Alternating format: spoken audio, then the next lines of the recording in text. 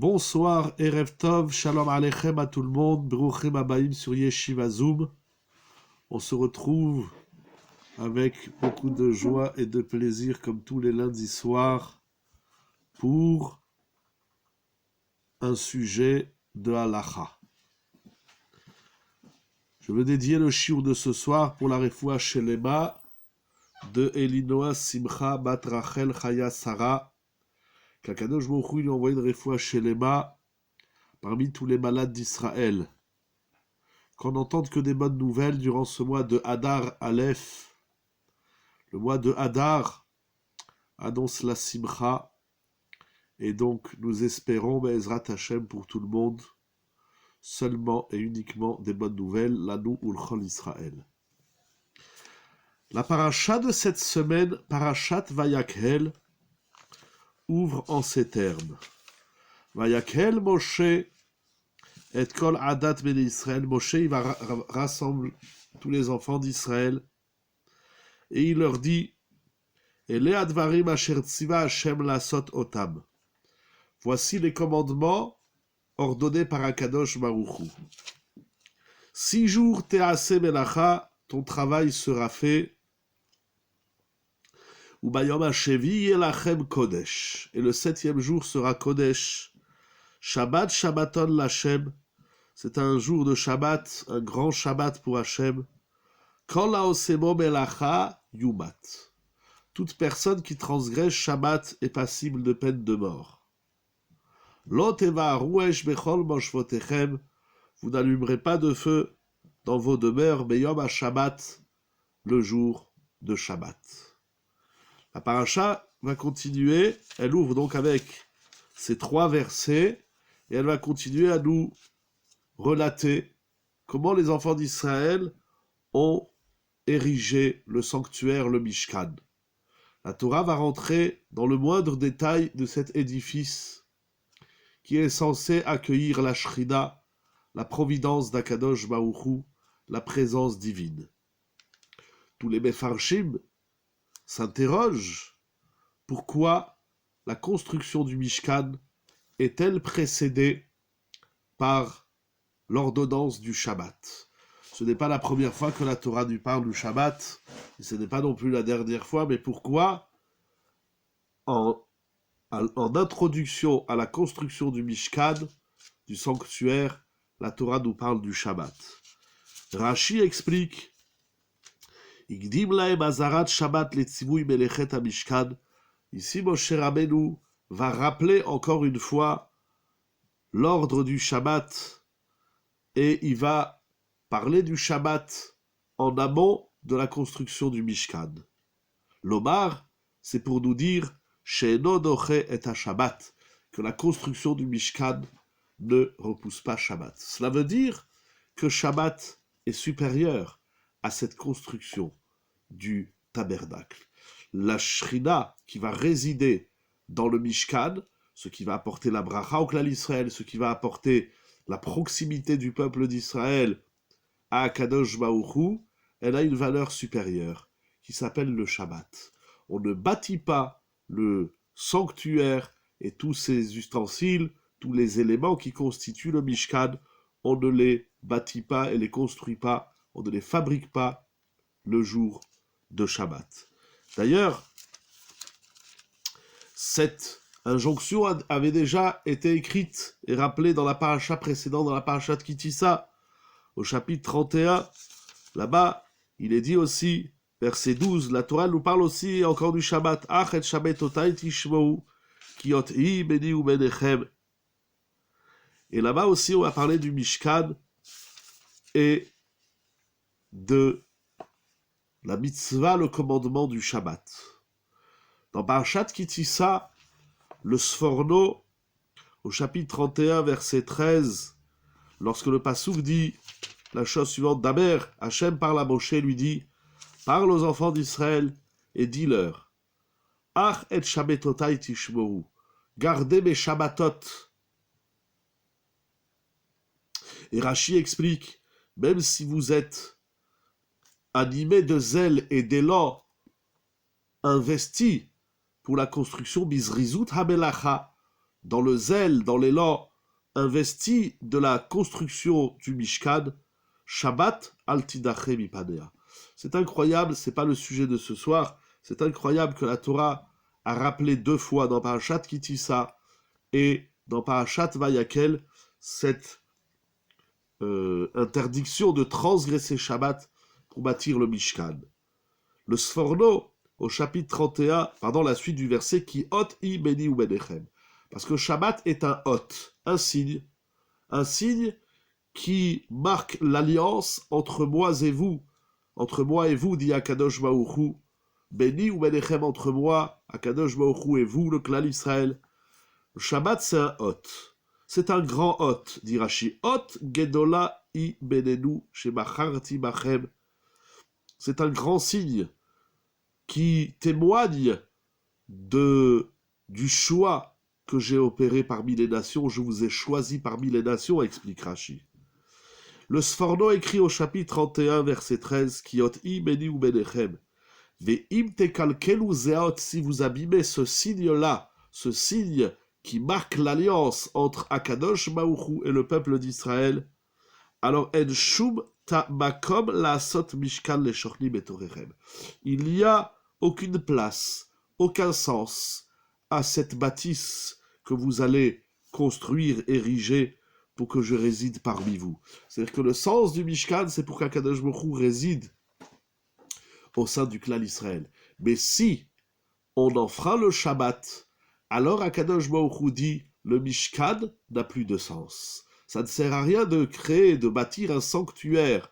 Dans les termes d'aujourd'hui, on dirait une synagogue, une école juive, un Beth Midrash, un kollel. Il n'y a aucun sens à bâtir quelque chose pour Akadosh Baruch Hu afin qu'il réside parmi nous si on enfreint le hot, le signe du Shabbat. Dans les psukim que nous avons lus, au début de Vayakel, chapitre 35, verset 3, il est dit « Loteva arouesh bechol moshvotechem » Vous n'allumerez point de feu en vos demeures le jour de Shabbat.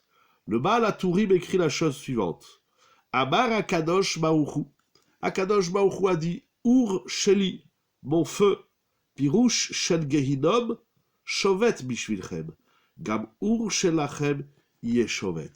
Il ramène l'enseignement de la Gemara au traité Sanhedrin d'Af Samech He Amoudbet qui dit que le feu du Gehinom, c'est-à-dire le feu qui châtie les impies, qui se trouve après la mort, qui se trouve dans le Gehinom, on traduit l'enfer, la Géhenne, alors ils sont punis tous les jours de la semaine. Mais le jour de Shabbat, le feu du Gehinom, qui est le feu d'Akadosh Baruch Hu, Shom, il ne travaille pas. Les Rechaïm sortent du Gehinom le jour de Shabbat.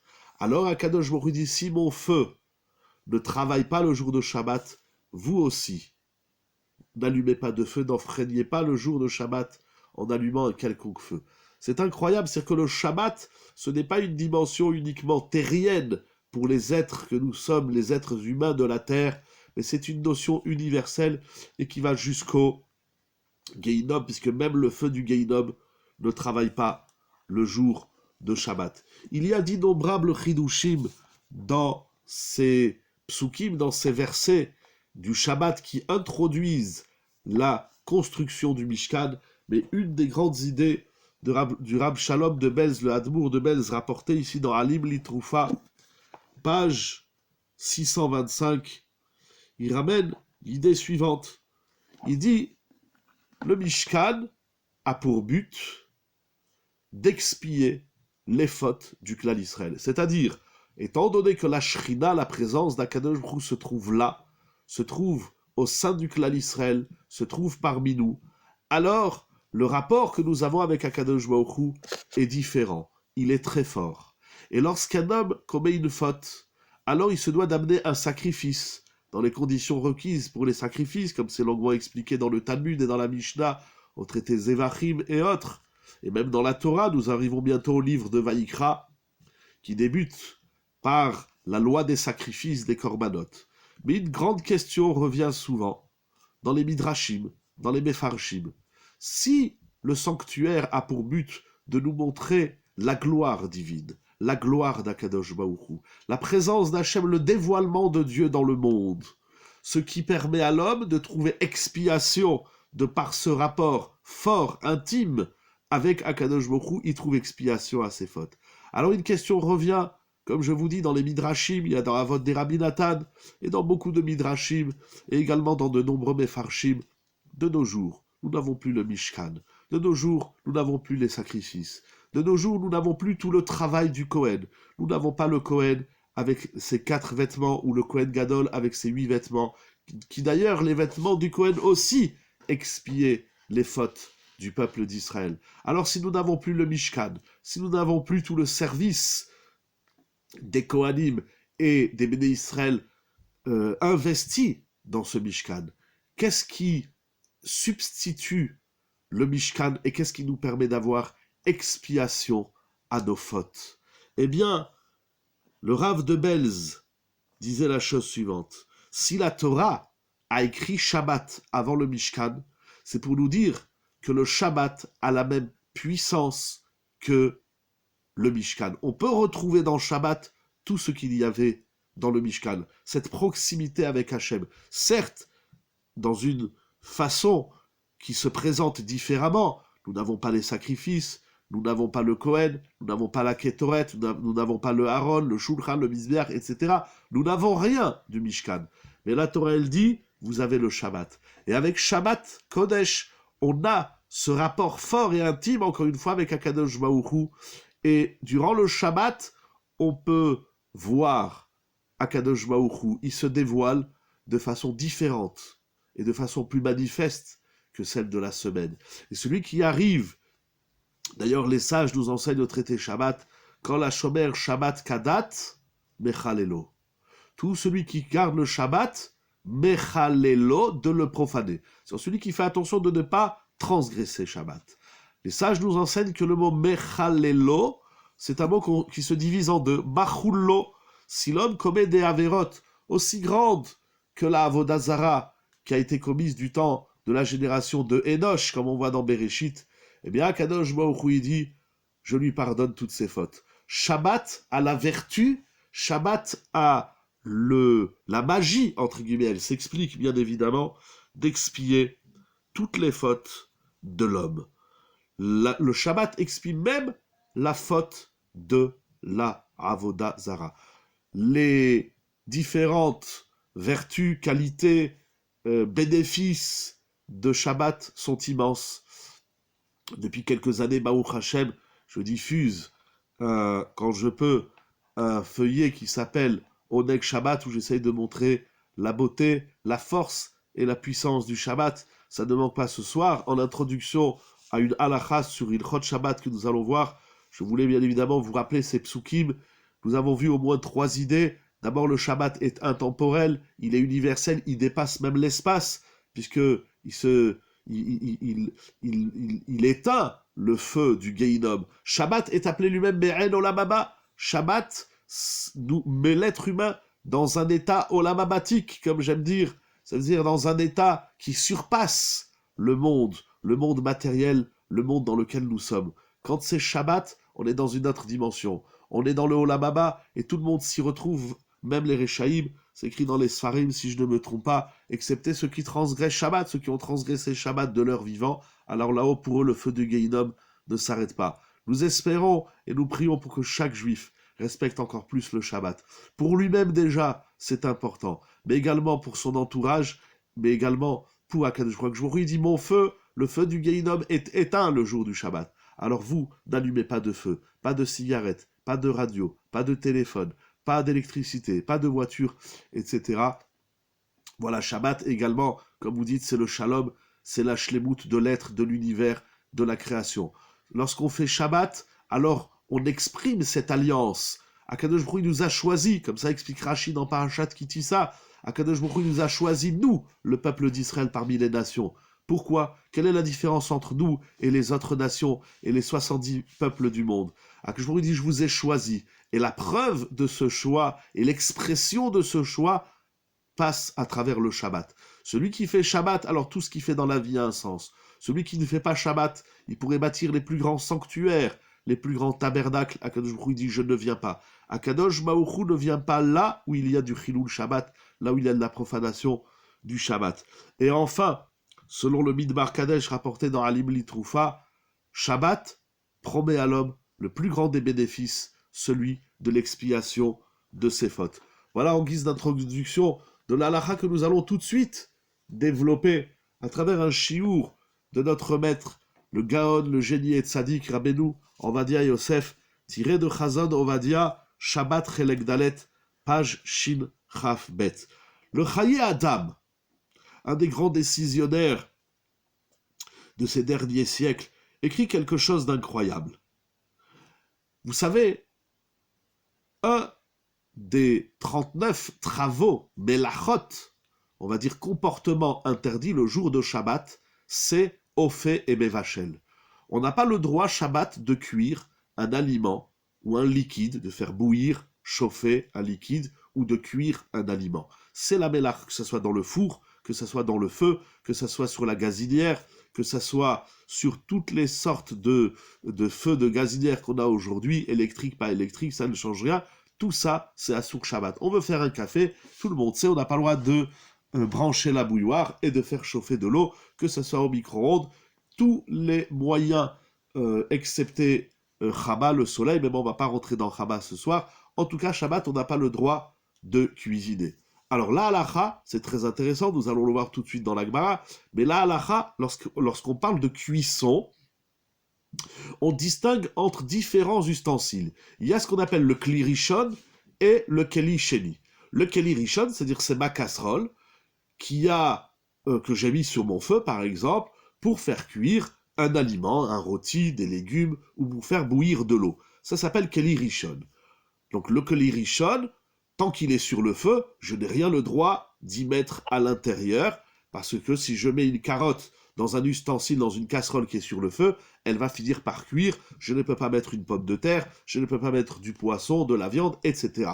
On ne met aucun aliment dans un keli, dans un ustensile qui se trouve sur le feu, c'est ce qu'on appelle keli rishon. La force de cuisson du keli rishon est telle que même si j'ai retiré ma casserole du feu, ça veut dire Shabbat, vous allez retirer de la plata, en général aujourd'hui tout le monde utilise la plaque électrique de Shabbat, la fameuse plata de Shabbat, et donc vous avez votre dafina, votre couscous, votre bouillon. Donc tant que la casserole elle est sur le feu, ça s'appelle keli rishon, donc le premier ustensile dans lequel on a cuit l'aliment, et ce kli rishon il est omed al gabe haesh, il se trouve sur le feu. La plata c'est un feu comme une gazinière et tout autre moyen de cuisson. Le kli rishon, maintenant, deuxième cas, je l'ai retiré du feu. Donc vous allez retirer de la plata votre bouillon, votre couscous, votre plat que vous allez amener à table ou que vous allez déposer sur le plan de travail dans la cuisine. Donc là, ça s'appelle keli rishon, c'est-à-dire un ustensile premier qui a été sur le feu, que j'ai retiré du feu. Maintenant, il est sur le plan de travail. Eh bien, le keli rishon, il est mevachel, ça veut dire il cuit, même s'il n'est pas sur le feu. Nous allons expliquer tout de suite pourquoi. Donc ça veut dire que dans ce keli rishon, par exemple, vous voyez, il n'y a pas assez de pommes de terre pour les invités, ou il n'y a pas assez de viande, vous voulez rajouter un morceau de poisson dans votre keli rishon, même si ce keli n'est plus sur le feu, il continue à avoir la puissance, l'énergie de cuisson, et donc on n'a pas le droit d'introduire un aliment non cuit dans un keli rishon, même si celui-ci a été retiré du feu. J'espère que jusque-là, c'est clair. Ensuite, ce qu'il y a dans la casserole, je vais le transvaser dans un autre ustensile, si c'est un plat qu'on va amener à table, ou si c'est directement de la casserole à l'assiette. Ce qui a été transféré, on ne va pas parler ce soir de hirouille, qu'est-ce qui se passe au moment du transfert? Oh, pardon. Nous allons parler de ce qui se trouve dans mon assiette. Donc, il y a le kli rishon, je résume très rapidement, il y a le keli rishon qui est omed al gabe haesh, c'est-à-dire l'ustensile premier dans lequel j'ai effectué ma cuisson lorsqu'il est sur le feu. Là, on ne met rien dans la casserole. Le chidouche de keli rishon, c'est même si ma casserole, je l'ai retirée de la source de chaleur, je l'ai retirée, je l'ai mise sur la table, je l'ai mise sur le plan de travail, eh bien il a encore l'énergie, la faculté de cuire, Et donc un keli rishon, même s'il a été retiré de la source de chaleur, on n'a pas le droit d'introduire à l'intérieur un aliment qui n'est pas cuit. Ensuite, troisièmement, nous avons le keli sheni, c'est-à-dire l'aliment. J'ai pris de ma casserole, j'ai pris les pommes de terre, les légumes, la viande, etc. Je l'ai mise dans mon assiette. Donc mon assiette, elle s'appelle keli sheni, le second keli. Il dit le Chayei Adam que le keli sheni, donc mon assiette, on va se mettre d'accord, l'exemple c'est l'assiette, ça peut être aussi de l'eau chaude que j'ai pris de mon koum-koum, de ma bouilloire shabbatique, bien évidemment, que j'ai transvasé donc maintenant l'eau chaude dans une tasse, je vais faire un café, je vais faire un thé, donc maintenant je suis dans la tasse de café, dans la tasse de thé, ou dans mon assiette, ou dans mon plateau, tout cela s'appelle keli sheni. Le Chayei Adam nous dit quelque chose d'incroyable.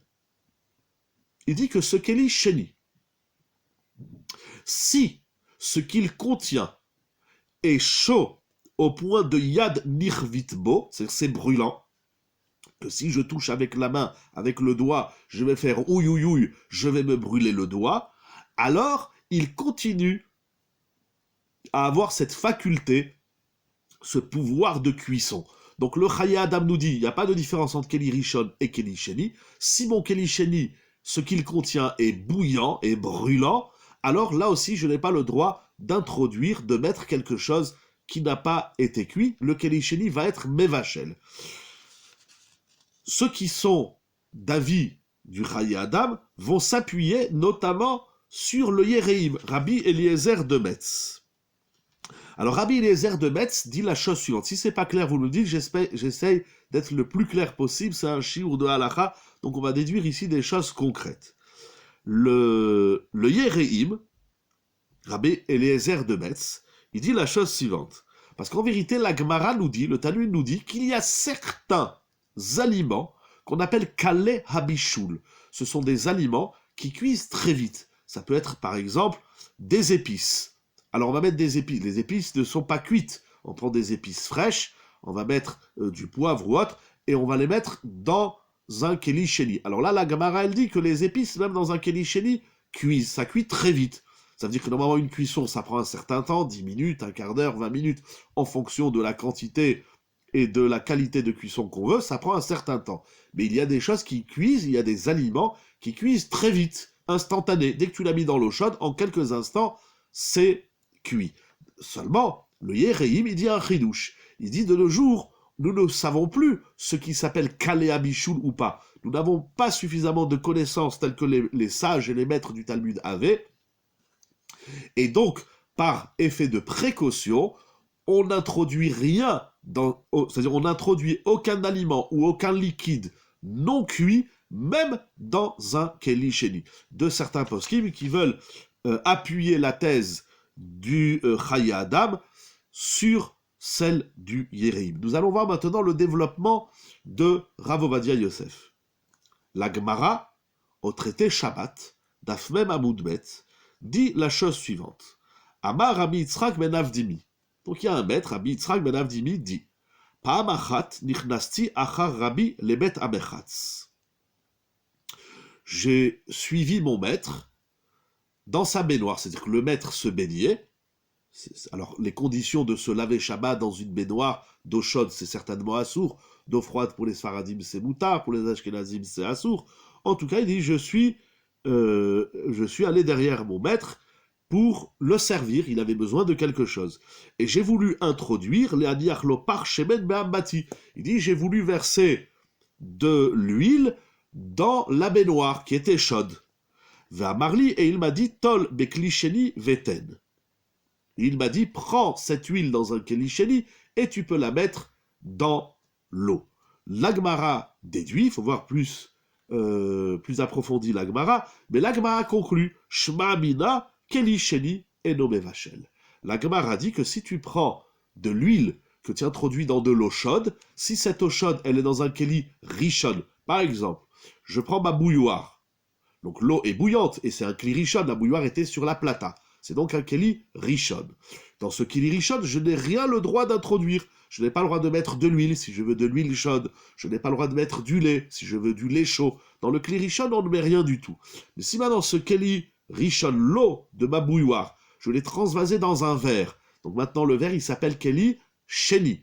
Alors le Rav lui a dit, tu peux prendre de l'huile et la mettre dans l'eau chaude qui se trouve dans le Keli Sheni. Et là, Gemara conclut, Kli Sheni ne cuit pas. Il n'y a pas de cuisson probable et plausible dans un Keli Sheni. Cependant, Tosfot s'interroge. Tosfot dit, mais quelle est la différence? Ok, ça c'est techniquement, mathématiquement, on a compris la différence entre Keli Rishon et Keli Sheni. Mais Tosfot s'interroge, quelle est la logique de la chose? Une louche n'est donc pas considérée comme un Keli Sheni. Alors vous posez une très bonne question.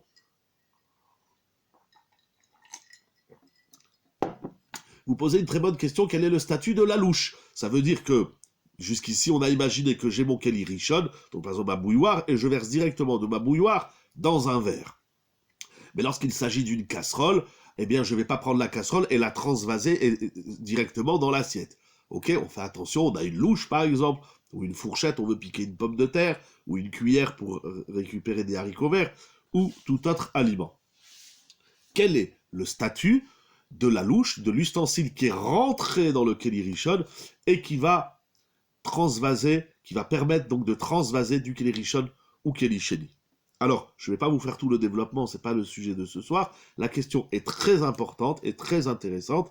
Les postes qui me disent, notamment Rav Ovadia Yosef, Rabbi Yitzhak Yosef, les postes qui me disent, ça dépend. De certains qui disent, la louche, elle est toujours Kli Sheni. Ça n'existe pas une louche qui est Kli Rishon. Pourquoi? Parce que la louche, elle est rentrée dans la casserole, j'ai récupéré du bouillon et j'ai versé dans l'assiette. Donc là, l'assiette, elle sera Keli Shlishi. Cependant, les décisionnaires disent que si la louche, je l'ai laissée dans la casserole, elle est restée, ça s'y reste longtemps, voilà, tout à fait, j'y arrive. Si maintenant la louche, je l'ai laissée, par exemple, c'est une soupe, alors vous servez la soupe, et puis la louche, vous la remettez dans la casserole, et elle va rester un certain temps. Donc puisqu'elle va rester un certain temps, elle va elle-même, un certain temps, ça veut dire si les parois, si la louche elle-même a eu le temps elle-même de devenir bouillante. C'est ce qui se passe dans une assiette. Nous allons l'expliquer tout de suite. Donc en simple, de façon halakha pratique, si la louche, il faudra qu'elle soit propre avant. Tout à fait, c'est-à-dire que si vous introduisez, en vérité ça c'est encore une très bonne question, c'est-à-dire que si la louche elle est mouillée, vous l'avez rincée, et maintenant vous voulez l'introduire dans le Keli Rishon. Alors par effet de précaution, c'est aussi une grande discussion, il est préférable de l'essuyer avant de l'introduire dans la casserole, il est même plus que préférable, là on est dans un Keli Rishon, effectivement. Donc j'ai lavé ma louche, j'ai essuyé ma louche et je l'ai introduit dans mon Keli Rishon, dans ma casserole. Si elle rentre dans la casserole et elle ressort instantanément, c'est-à-dire je prends de la soupe et je me sers, je prends de la viande et je sers, je prends des légumes et je sers, là, la louche, elle est Keli Sheni, et ce qui se trouve dans l'assiette est Keli Shlishi. Maintenant, si la louche, je sers la soupe et je réintroduis la louche dans la casserole et je laisse la louche là-bas, donc elle-même, elle va devenir bouillante, alors elle a, pour de nombreux décisionnaires, elle a un statut elle-même de Keli Rishon. Tosfot s'interroge, après qu'on a mathématiquement et concrètement parlé de la structure du Keli Rishon, du Keli Sheni, voire du Keli Shlishi, Tosfot dit, je ne comprends pas. Qu'est-ce que ça change si c'est dans le premier Keli ou dans le second?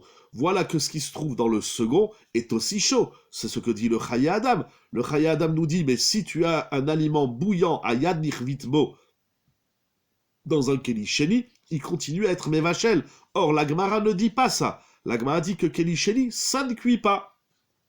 Mais Tosfot veut comprendre pourquoi le Keli Sheni ne cuit pas, puisque le contenu de mon Keli est bouillant et chaud. Alors si maintenant je vais mettre un aliment cru ou des épices ou autre dans le Keli Sheni, ça va cuire. Quelle est la différence entre le Keli Rishon et le Keli Sheni? Tosfot répond que nous avons expliqué. Le Keli Rishon, à la base, c'est un ustensile premier dans lequel je cuisine. Mais donc cet ustensile, il était Omed al-Gabeesh, il se tenait sur une source de chaleur. Il était sur le feu, il était sur l'électricité. Et donc le feu a chauffé les parois de ma casserole. Ça veut dire que dans le Keli Rishon, j'ai le contenu qui est chaud, mais j'ai aussi le contenant, j'ai également ma casserole qui est chaude. Ce qui n'est pas le cas dans un Keli Sheni. Dans le Keli Sheni, l'aliment est chaud, mais le contenant, l'ustensile, n'est pas aussi chaud. Qu'est-ce que cela change? Tosfot, il dit, étant donné que les parois du Kli Rishon sont chaudes, donc la chaleur va rester plus longtemps. Un Keli Rishon met plus de temps à refroidir qu'un Keli Sheni. On comprend bien, cet ustensile Rishon, il était sur le feu Obed al Gabé Haesh, donc il va conserver la chaleur plus longtemps, et puisqu'il la conserve plus longtemps, il a la faculté de cuire, ne serait-ce que partiellement, l'aliment cru que je vais introduire. Par contre, le Keli Sheni, étant donné que les parois, c'est-à-dire que l'ustensile est froid, donc même si le contenant est chaud, il va refroidir plus vite. Et puisqu'il va refroidir plus vite, si j'introduis un aliment cru dans un Keli Sheni, il n'aura pas le temps de cuire. Le Bet Yosef, dans Yoredea Siman Koufé, il prouve donc de Tosfot qu'un Kli Sheni, même s'il est de température égale au Keli Rishon, eh bien, il n'est pas Mevachel, il ne cuit pas. Je vais vous le lire dans les mots. Afilu Kli Sheni Shema le rotrot. Ça, même si je prends ma soupe, ou faites-le avec l'eau chaude, c'est plus simple, mais ça marche comme ça dans plusieurs aliments. Vous prenez une bouilloire et l'eau bout. Donc vous voyez les ababouot, vous voyez que ça bout. Il y a des bulles, ça bout. Vous prenez cette eau chaude, vous la transvasez dans un Keli Sheni, et vous voyez dans le Keli Sheni que l'eau continue à babouoter, dans les mots des sages de l'étude. Ça veut dire que vous voyez que l'eau, elle est encore en ébullition.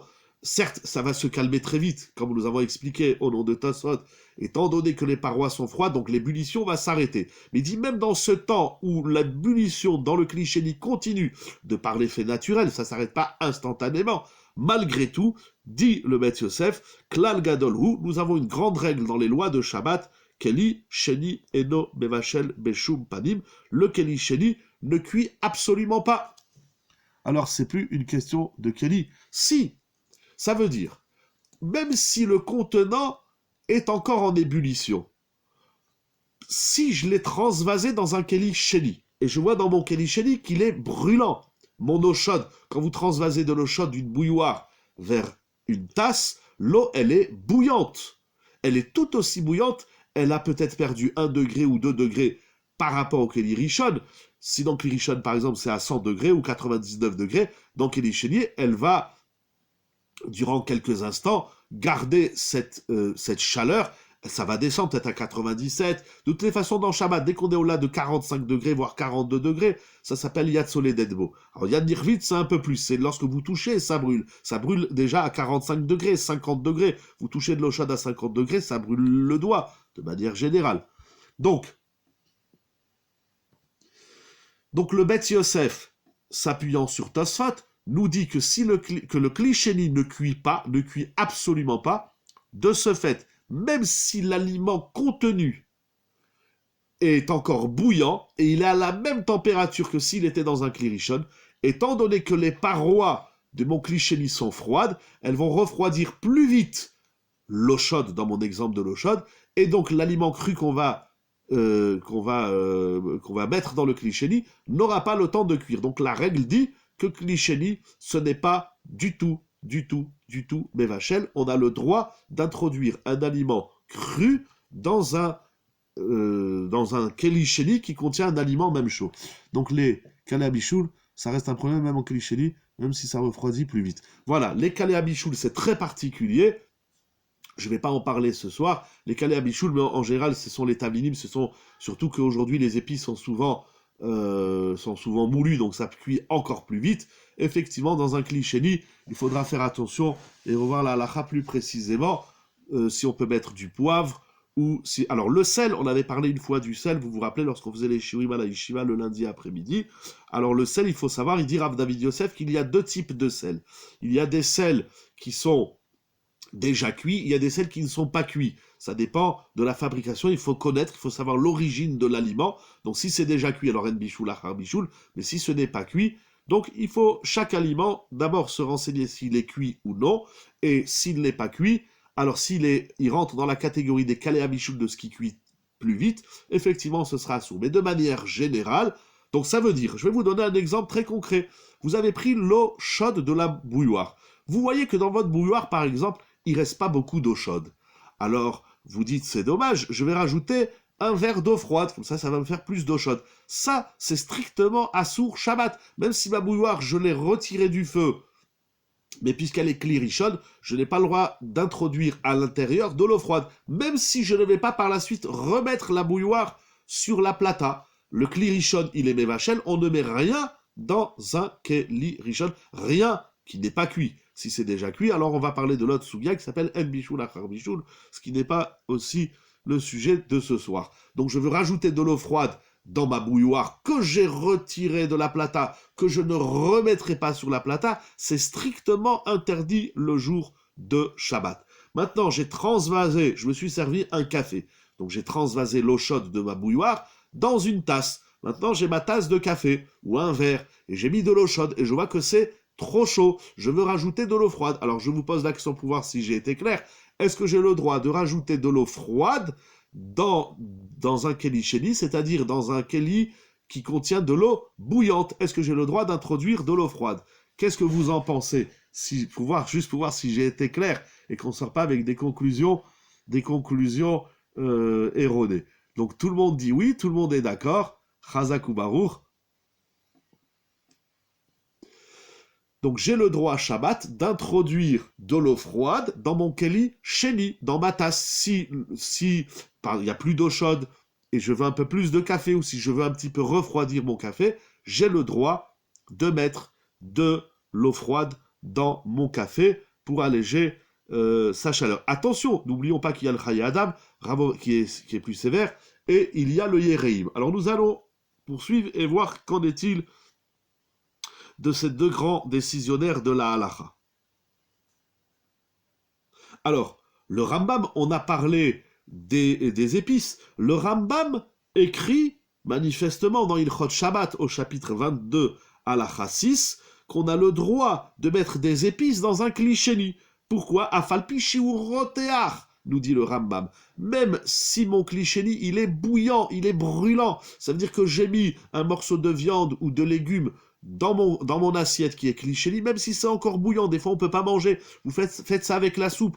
Lorsque la soupe, on la transvase directement ou par une louche dans une assiette, elle reste brûlante encore quelques instants. Il dit le Rambam, le kli sheni, même si le contenu du kli sheni, il est rotéar, c'est-à-dire il est bouillant, il est brûlant, on a le droit d'émettre des épices. Pourquoi? Nous dit le Rambam, mishum shekli sheni et nommé Vachel, comme nous avons conclu dans le Bet Yosef, dans Tosfot, au vu de la Gemara, kli sheni, c'est pas du tout Mevachel. Rav Vosner, dans ses Tshuvot Shevat Alevi, écrit également Ikar dino shalach hayadam mepukpak.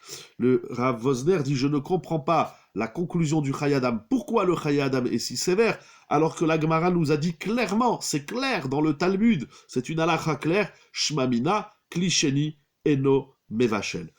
Le Kli sheni ne cuit pas. Alors il y a, par effet de conséquence, Rav Ovadia Yosef se rapporte lui-même dans les Shut Yabia Omer Chelek Gimel.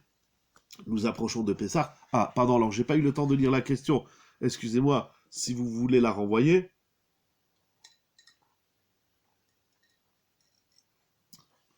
Mais pourquoi le Keli Sheni?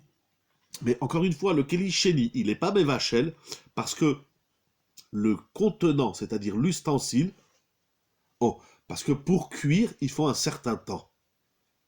Et à partir du moment, ça expliqué par Tosfot, au traité Shabbat, tu verras Tosfot dans Shabbat Dafmem Amoudbet, nous dit puisque le Keli, c'est-à-dire puisque le contenant est froid, mets un aliment, mais on va le faire avec l'eau chaude, mets de l'eau chaude dans un ustensile froid. Voilà, dans le verre, je mets de l'eau chaude. Donc ça va refroidir plus vite. Je vais donner des chiffres qui sont pas justes, mais c'est juste pour comprendre. De l'eau chaude, dans un Keli Rishon, il lui faut, par exemple, 10 minutes avant de refroidir. Dans ces 10 minutes, si j'introduis un aliment non cuit, il a le temps de cuire ne serait-ce que partiellement. Cette eau chaude, je la transvase dans un verre froid. Elle va refroidir plus vite, puisque le contenant, les parois de mon verre sont froides. Donc ça va opérer un rafraîchissement de l'eau bouillante que mon verre contient. De ce fait, on va dire un exemple, ça va mettre 2 minutes pour refroidir, alors que dans un Kli Rishon, ça prendra 10 minutes. Dans un Kli sheni, ça va prendre 2 minutes, ça peut peut-être aller même plus vite. Ça va dépendre des aliments, etc. Donc maintenant, si j'introduis un aliment cru dans un contenu chaud, bouillant, qui se trouve lui-même dans un contenant froid, eh bien ça n'aura pas le temps de cuire. C'est ça qui explique Tosfot. Ça veut dire que l'effet de refroidissement du chaud dans un contenu froid va plus vite, et puisque ça va plus vite, eh bien ça va pas, on n'aura pas le temps de cuire l'aliment ou le liquide froid que j'aurai introduit dans un kli. Donc Rav Osner également se dit, je ne comprends pas pourquoi le Chayei Adam se montre sévère sur un contenant chaud, un contenu chaud dans un contenant froid, puisque l'Agma nous dit clairement Keli Sheni Eno Mevachel. Je disais donc que Rav Ovadia Yosef, dans cette Shuot Yabia Omer, Chelek Gimel, Orachaim Siman Chavdalet, vous allez voir, c'est une shela très intéressante, très importante. Je disais, on n'est pas loin de Pessah, bon, on est quand même à 2 mois et une semaine à peu près. Malgré tout, il faut commencer déjà un petit peu à se mettre dans l'ambiance entre Purim et Pessah. Là-bas, Rav Ovadia Yosef soulève la question, comment cachériser un dentier? Il y a des gens, arrivés à un certain âge, eh bien, ils font un dentier. Comment ça se cachérise? Ça veut dire, en vérité, cette question, elle est valable aussi bien pour Pessah, c'est que toute l'année, la personne, les dents, ça dépend aussi beaucoup des matériaux qui sont aujourd'hui utilisés, mais si c'est de la résine ou autre, je ne suis pas expert dans les dentiers. En tout cas, il a consommé du Hametz toute l'année. Maintenant, pour Pessah, il n'a pas besoin d'aller acheter un dentier cachère les Pessah. Alors, comment il le cachérise? Et un des points que soulève Rav Ovadia Yosef, vous verrez dans Yabia Omer Chelek Gimel Orachaim Siman Chavdalet, il dit une des raisons pour lesquelles on n'a pas besoin d'ébouillanter, de faire agrala dans le dentier, c'est parce que le dentier il s'appelle Keli Sheni, et Keli Sheni c'est pas Mevachel, donc ça n'a pas absorbé. Au vu de tout cela, et encore, nous dit Rav Ovadia Yosef, le Shulchan Aruch, et si le Keli Sheni n'est pas froid, mais tiède, tout ce qui est en dessous de 37, voire 35 degrés, ça s'appelle froid. Il existe dans la halakha une notion de maïm poshrim, on ne va pas en parler ce soir, mais en tout cas, si c'est inférieur à 37 degrés, ça s'appelle que c'est froid. Et si le keli il est chaud, comment il est chaud? S'il est chaud, c'est parce que je l'ai mis aussi sur le... Par exemple, j'ai mis une casserole vide sur le feu, eh ben, elle va s'appeler kli rishon. Donc le kli sheni, par définition, il est froid. Le Shulchan Aruch rapporte encore Rav Ovadia Yosef dans Orachaim Siman Shin Yutretz Seif Yud Gimel écrit la chose suivante: Mutar liten kiton shel maim o shel she'ar mashkim bekli sheni sheyesh bo maim chamim aval bekli rishon asur. Donc la question que j'ai soulevée tout à l'heure, est-ce qu'on a le droit de rajouter de l'eau froide dans un ustensile kli sheni qui contient de l'eau chaude? Vous avez répondu oui, c'est moutard, c'est juste. Le Shulchan Aruch le stipule clairement dans Orachaim Siman Shin Yutretz Seif Yud Gimel. Il dit on a le droit de verser de l'eau ou tout autre liquide dans un keli sheni qui contient de l'eau chaude. Donc j'ai de l'eau chaude dans ma tasse, j'ai de l'eau chaude dans mon verre, et maintenant je veux rajouter un liquide, quel qu'il soit. Eh bien le Shulchan Aruch il dit que c'est moutard. Dans un keli sheni, c'est permis. Dans un keli rishon, ce sera interdit. Comme on l'a expliqué, parce que Keli Sheni Eno Mevachel. Cependant, il y en a qui ont voulu dire que, puisque le Yereim dit, le Kli Shlishi intervient encore. Oh, très bonne question, on ne va pas parler du Keli Shlishi ce soir, mais il intervient dans les Kalea Bishul. Par exemple, le thé, il y en a qui sont marmirim de le faire dans un Keli Shlishi, ou une petite quantité, en tout cas, j'ai pas le début de la phrase de la dernière question, ou une petite quantité en tout cas, j'ai pas le début, pardon, de ce que vous avez écrit. Le Kli Shlishi, il y en a qui sont marmirim, mais en vérité, même si ce n'est qu'une goutte d'eau, pardon, si vous voulez écrire toute la question, parce que là, il faut que je conjugue la fin de la phrase avec le début, j'ai pas très bien compris. Excusez-moi, Mechila, je laisse les yeux sur l'écran avant de poursuivre. Même si ce n'est qu'une petite quantité d'eau qu'on met dans le Keli Sheni. Oui, Kli Sheni et non Mevachel. Il n'y a pas de différence. Il y a là-bas une sougia de Ambati, mais en tout cas dans un verre, le Shulchan Aruch dit clairement que c'est moutard. Regardez Shin Yutretz Seif Yud Gimel, ça change à toute la sougia de Tata Agavar, et c'est-à-dire celui qui est en haut, c'est lui qui gagne ou pas, une grande sougia dans le Talmud. Bref, c'est pas dans un Keli Sheni et non Mevachel. C'est la règle, c'est la halakha. Zeklal Gadol, il dit le Beth Yosef, c'est une grande règle dans Bichoul. Et en vérité, le Beth Yosef, il va l'écrire aussi dans Yoredea, Siman Koufé, donc on va être même dans des sougiotes de Taharovot. Le Kli Sheni, c'est pas Mevachel, donc on peut mettre dans un Kli Sheni. Cependant, nous avons dit, il y a le Yereim. Alors qu'est-ce qu'on fait de la chita du Yereim? C'est-à-dire, Rabbi Eliezer de Metz dit, puisqu'on ne sait pas qu'est-ce qui cuit ou non dans un cliché, on l'interdit tout. Il dit Rav Ovadia Yosef, même d'après le Yereim, qui dit qu'on est plus sévère de nos jours dans Clichéni, parce qu'on ne sait pas qu'est-ce qui cuit plus vite ou pas, il dit ça, c'est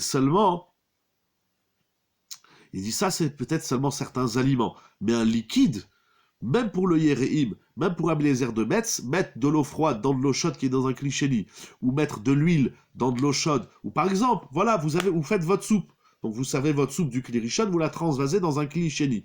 Maintenant dans ce Kli Sheni, il y a des gens qui aiment rajouter, par exemple, des épices, ou ils aiment rajouter, il aime un peu plus épicé, ou bien il y a des gens qui aiment mettre, par exemple, du citron, ou bien de l'huile d'olive. Dans la soupe, c'est très bon l'huile d'olive. Elle veut mettre de l'huile d'olive. Alors peut-être que l'huile d'olive, elle est déjà cuite, ça aussi il faut voir dans le talir bichoul. Alors c'est vrai que dans un liquide, on dit même si une fois ça a déjà été cuit, malgré tout, il faut faire son yesh bichoul achar bichoul belach. En tout cas, vous voulez rajouter de l'huile d'olive dans votre soupe. Ça lui donne une certaine saveur, un autre goût. Eh bien, on a le droit de mettre de l'huile d'olive dans la soupe qui est dans le Keli Sheni, même pour le Yereim. Le Yereim, il parlerait de certains aliments solides qui pourraient effectivement cuire plus vite, et donc même dans un Keli Sheni, ce serait interdit. Mais en tout cas, même pour le Yereim, Rav Ovadia Yosef écrit clairement qu'on a le droit de mettre un liquide froid dans un Keli Sheni qui contient un aliment, quand bien même rotéach, c'est-à-dire bouillant ou bouillonnant. Et il appuie. Ce que je ne comprends pas, c'est que le Kli Sheni cuit les manot ramot. Je ne sais pas à quoi tu fais référence, j'ai pas très bien compris. Le Kli Sheni, il cuit les manot ramot très vite. J'ai pas très bien compris la question. Mechila.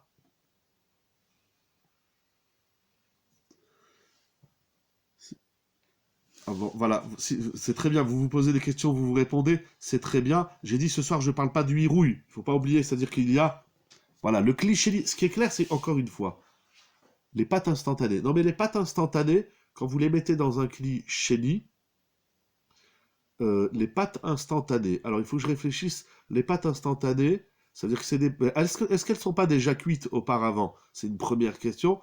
Deuxièmement, les pâtes instantanées, peut-être c'est comme vous dites, c'est le hirouille, c'est lorsque je vais verser de l'eau. Mais c'est vrai, mais je crois que c'est déjà cuit ou pré-cuit. On verse dessus l'eau du Keli Rishon, donc c'est ça, c'est le hirouille. Mais en tout cas, voilà, si je mets de l'eau chaude et dedans je mets un aliment, donc dans un Keli Sheni, c'est moutard, sur ça il n'y a pas... Il n'y a pas de discussion, c'est complètement moutard l'alacha. Je vous dis, même Rav Vosner, il s'étonne. Et donc, en tout cas, de liquide à liquide, c'est sûr que ce sera moutard. Alors, il faudra peut-être approfondir la question de l'aliment qui cuit instantané, si ça s'appelle kalé bichoul, mais il faut vérifier si ces pâtes, elles ne sont pas déjà cuites, ou pré-cuites. Il y a aussi cette notion dans la halacha. Rav Ovadia Yosef, les vermicelles sont pas pré-cuites. Oui, mais les vermicelles, ça cuit pas instantanément. Puis des bonnes vermicelles, il faut les laisser sur le feu 10 minutes. Ah, alors c'est cuit ou c'est pas cuit? Là, vous êtes en discussion.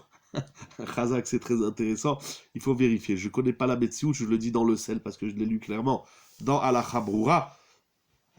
Donc chaque aliment, il faut voir déjà si c'est pas cuit ou pas. Si le Kli Sheni est mouillé et on verse dessus du Kli Rishon, n'y a-t-il pas cuisson? Alors effectivement, ça c'est une grande discussion dans la Halacha. Le Shvitata Shabbat écrit, en vérité il se contredit, une fois il dit oui, une fois il dit non. En tout cas, il y a certains décisionnaires qui disent qu'avant de verser l'eau chaude dans ma tasse, il faut essuyer la tasse puisqu'elle est mouillée, donc elle contient des gouttes froides. Alors là, on va rentrer dans le hirouille. Ça veut dire lorsque je transvase l'eau chaude de la bouilloire dans mon kéli mouillé, ça va cuire les gouttes. Mais il y a certains qui pensent qu'il, notamment Rav Ovadia Yosef, il dit on a le droit de verser l'eau chaude. D'abord parce qu'il y a une grande discussion, quel est le statut du hirouille? Est-ce que hirouille qui Kli Rishon ou pas? C'est une grande discussion dans les Rishonim. Mais il y a une autre raison qui dit qu'en vérité, ces gouttes-là, on n'est pas intéressé qu'elles cuisent. Je sais pas, heureusement que ça a cuit. C'est effectivement verser de l'eau chaude dans un verre d'eau froide, ça c'est une autre souga. Donc si vous voulez, par sévérité, essuyer le verre, c'est bien, mais si vous ne l'avez pas essuyé, c'est pas grave. Rav Ovadia Yosef, il dit on a le droit de verser de l'eau chaude dans un verre qui contient quelques gouttes. Morav et Rabotai, pour finir cette halakha, je pensais pas être si long ce soir dans Bichoul, mais il y a beaucoup de halakhot, beaucoup de dinim. En tout cas, Rav Ovadia Yosef appuie sa thèse sur les propos du Shulchan Aruch, du grand Rabbeinu Zalman de Ladi. Le Shulchan Aruch Hagraz, il dit qu'on a le droit de verser un liquide froid dans un liquide chaud contenu dans un keli sheni. Donc j'ai donné l'exemple de l'huile d'olive, dans la soupe, c'est moutard.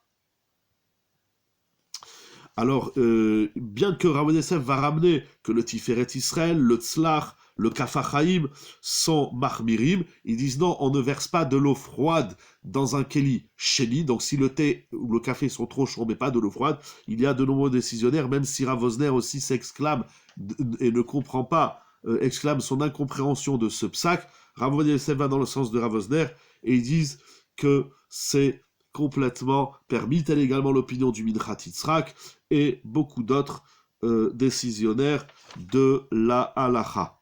Donc, en vérité, il ramène même le Chazon Ish qui est Mekel. Donc, pour conclure avec la halacha que soulève Rav Yosef, a-t-on le droit de verser du lait dans un café? C'est-à-dire, vous faites un café, donc je verse l'eau chaude de ma bouilloire dans ma tasse, je mets le café, mais maintenant je veux rajouter du lait. Alors le lait, il est froid, mais étant donné que mon café est un kli sheni, alors il dira Rav Yosef, on a le droit, Shabbat, de verser du lait froid dans le café qui se trouve dans le kli sheni, et même si c'est bouillant, le kli sheni n'est pas mévachel, on a le droit de faire un café au lait, dans le sens où on verse l'eau chaude dans la tasse, et ensuite, on fait son café, et ensuite, on met du lait, et ça ne change pas la quantité. Dans tous les cas, on a le droit d'agir de la sorte. Et Rav Yosef conclut, Aïkar, l'essentiel, ce qu'il faut retenir dans la halacha, c'est ce qu'ont dit les poskim, ils ont été Mekel, et à plus forte raison le lait. Alors dans le lait, il y a une autre raison, il n'y a pas de distinction, donc tous les liquides sont moutards, les poskim écrivent l'huile, le lait, ou tout autre liquide froid dans un keli sheni, c'est moutard. En vérité, dans le lait, il y a une autre raison pour être Mekel, c'est parce que le lait, il est pasteurisé. Et certains poskim disent que le lait pasteurisé, ça s'appelle qu'il a déjà été cuit, entre guillemets, c'est-à-dire il a déjà passé le ta'alir bichoul de la halacha, il khati, et nous avons l'opinion du Rambam, du Rashba, du Ritba et du Ran, qui disent que en bichoul achar bichoul afilu belach shenitstanen, c'est-à-dire un liquide qui a déjà été bouilli une fois, même s'il est froid, c'est une grande discussion de la halacha, le shulchan aruch, attention, la halacha, c'est que un liquide, même s'il a été chauffé, à partir du moment où il a refroidi, si on le réchauffe, ça s'appelle un nouveau bichoul. Mais à titre d'association de Svara, donc on a déjà tous ces poskim qui permettent de mettre un liquide froid dans un kli sheni, mais on peut également associer l'opinion des Rishonim qui disent qu'il n'y a pas bichoul achar bichoul belach, et donc dans tous les cas, on a le droit Shabbat de mettre du lait dans son café qui se trouve dans un keli sheni. Voilà la halakha que je voulais partager avec vous ce soir, Moraï et Rabotai. Encore une fois pour la refoua chez Lema. Dans le kli rishon, ne peut pas repartir sur la plata une fois servi. Alors ça dépend. J'ai touché ce soir une toute petite halakha, c'est une halakha parmi des millions d'halakhot qu'il y a sur Bichoul. C'est bien que vous posez la question, encore une fois, est-ce que j'ai le droit de remettre mon keli rishon après que je l'ai retiré de la plata? Est-ce que j'ai le droit de le remettre sur la plata? Alors ça va dépendre quelle est la température, ça veut dire je retire ma casserole, je sers, on va faire simple. Je tire ma dafina, mon couscous, mon bouillon et je sers tout le monde. Tant que le keli rishon, il est yad solededbo, c'est-à-dire qu'il est au-dessus de 37 degrés, j'ai le droit de le remettre sur la plata. Si il est descendu en dessous de 37 degrés, je l'ai laissé 1 heure dehors, donc maintenant on va dire c'est quasiment froid, c'est très tiède, alors ça va dépendre. Si c'est un liquide, je n'aurai pas le droit de le remettre, parce que yesh bichoul achar bichoul belach, c'est-à-dire qu'un liquide chauffé, bouilli, qui a refroidi, lorsque je le réchauffe, ça s'appelle un nouveau bichoul. Maintenant, si c'est un solide, c'est du poulet, c'est un rôti, c'est du poisson, même s'il y a un peu de sauce, même s'il y a beaucoup de sauce, mais on regarde l'essentiel du plat. Si l'essentiel c'est du solide, alors même froid, j'ai le droit de le mettre sur la plata, puisque pendant Shabbat, vous avez le droit de sortir de votre frigidaire votre riz qui est froid par exemple, ou vos haricots verts qui sont froids, on a le droit de les mettre sur la plata. Attention, c'est un shiur de halacha. Il ne faut pas faire d'extension. C'est pas parce que j'ai dit que les haricots verts, on peut les sortir du frigidaire et les mettre sur la plata. Ça, oui, on a le droit, c'est moutard. En bichoul achar bichoul beyavesh. C'est-à-dire que réchauffer un solide qui a déjà été cuit, ça s'appelle pas bichoul. Mais réchauffer un liquide qui a refroidi, ça, c'est interdit. Donc, faire très attention restons sur les exemples qu'on a donnés. S'il y a d'autres questions, vous avez vu tellement de paramètres. J'ai touché un paramètre parmi des millions. En tout cas, ce qu'on peut retenir de façon concrète, c'est qu'on a le droit d'introduire un liquide froid dans un kéli. On a le droit de sortir un solide, de prendre un solide froid qui a déjà été cuit. Je ne sors pas du congélateur du poisson cru et je le mets sur la plata. Ça, c'est bien évidemment strictement interdit. Donc, votre kéli rishon, dans votre question, soyons très clairs. Le kéli rishon qui contient un aliment qui est cuit. Et d'ailleurs, souvent, on se rend compte, vous enlevez votre casserole et vous vous rendez compte le kli rishon, vous l'enlevez de la plata. Et vous vous rendez compte, par exemple, qu'il y a un morceau de pomme de terre ou un légume ou un morceau de viande ou de poisson, peu importe. Il y a une partie de l'aliment qui n'est pas encore cuit. Mais là, je n'aurai plus le droit de remettre ma casserole sur la plata. Parce qu'à partir du moment où j'ai soulevé, j'ai enlevé, j'ai ôté ma casserole de la plata, j'ai stoppé le ta'alir bichoul, c'est-à-dire l'effet de cuisson, je me rends compte qu'il y a quelque chose qui n'est pas cuit, je n'ai pas le droit de remettre ma casserole sur la plata. Lorsqu'on permet de mettre un solide sur une source de chaleur, et je ne parle que de la plata ce soir, ce n'est qu'un aliment qui est déjà complètement cuit. Mais s'il n'est pas cuit, je n'ai pas le droit de le remettre. C'est également la grande chéla, il faut faire très attention à ça, et de remettre le couvercle, j'y arrive tout de suite, Razakoubaour. De même, il y a des gens vendredi soir, les bons marocains, ou je sais pas, avant d'aller dormir, ils aiment soulever le couvercle et voir qu'est-ce qu'ils vont manger demain, et comme ça ils vont bien dormir. Mais si vous soulevez le couvercle, et vous vous rendez compte que l'aliment, ou qu'il y a une partie, ne serait-ce qu'une partie des aliments de la casserole ne sont pas encore cuits, eh bien on n'a pas le droit de remettre le couvercle. Pourquoi? C'est très simple, parce qu'à partir du moment où j'ai enlevé le couvercle, alors la cuisson, elle va se faire par exemple sur 1 heure. Quand on met un couvercle, ça va réduire le temps de cuisson, ça va activer la cuisson. Donc si mon aliment n'est pas cuit, j'enlève le couvercle, eh bien je n'ai plus le droit de le remettre. Une autre halakha sur laquelle il faut faire très attention, c'est lorsqu'on enlève un couvercle, si déjà on a parlé du couvercle, et le fromage et le Alors, millénaire, on parlera du fromage et du chocolat une prochaine fois, parce que là, on va rentrer aussi dans une autre sougia qui s'appelle nolad, c'est-à-dire que ça va fondre, mais si vous voulez en simple pour les sfaradim, c'est moutard. Si tout est cuit, et si j'avais l'intention de le remettre, quelle que soit la structure du contenu, non, attention, vous dites deux choses. Si tout est cuit, alors j'ai le droit de remettre. Si tout n'est pas cuit, alors peu importe l'intention que j'ai de remettre ou que j'ai pas de remettre, on n'aura pas le droit de remettre sur la plata. Je vois qu'il y a beaucoup de questions de Bichoul, alors on reviendra Bezrat Hashem, ou Bessiato, quand je il nous prête la vie et la santé, Bezrat Hashem, et le temps de préparer des shiurim et de pouvoir les partager avec vous. Je vous dis bonne semaine, Shavuatov, Besorotovot. Encore une fois, le shiur dédié pour la Refoua Shelema de Elino Simcha Bat Rachel Chayasara, pour la Refoua Shelema de tous les malades. Kakadosh Baruch en ce mois de Hadar, il envoie la Yeshua, la délivrance à tout le monde, la joie à tout le monde, le bonheur à tout le monde, la shlemut, le shalom à tout le monde, qu'on n'entende que des bonnes nouvelles, des cascades de bénédictions pour la gloire d'Akadosh Baruch Hu. Yeshivazou, merci beaucoup à toute l'équipe de Yeshivazou, merci beaucoup à vous tous et vous toutes, Kadosh Baruch Hu vous comble de brachot, la doux, ou le Chol Israël. Kol Tuv.